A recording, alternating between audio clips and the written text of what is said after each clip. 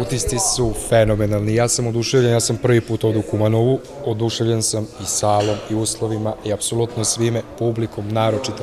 Bilo je velika čast i zadovoljstvo igrati za kumanovsku publiku večeras. I ovo je veče koje ću pamtiti zauvek. Glavna poruka da što manje mislimo na probleme, bit će nam bolje u životu, to je glavna poruka predstave.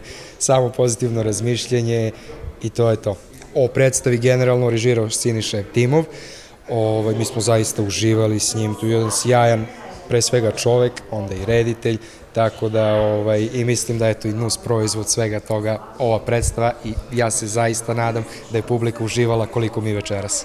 Ja nisam znao za to, ja sam mislio da je ovo, da nije takmičarskog karaktera, ali eto, super, pa što da ne, naravno, mi smo tu, važno je na kraju krajeva učestvovati, tako da, opet kažem, uživao sam, meni je bilo zaista sjajno. Pre svega da vam se zahvalim na ovako divnoj publici, na ovakoj divnoj večeri, baš smo sada komentarisali posle predstave kolege i ja da smo prosto oduševljeni kako ste nas dočekali. Plašili smo se možda da će biti barijera jezik, ali vidim da je publika sjajno reagovala, zaista smo oduševljeni.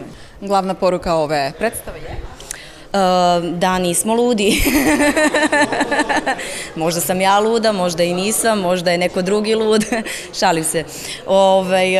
Pa da, eto, mi smo se trudili da sve ove, da kažem, neke poremećaje pokažemo na jedan smešan način, dopadljiv način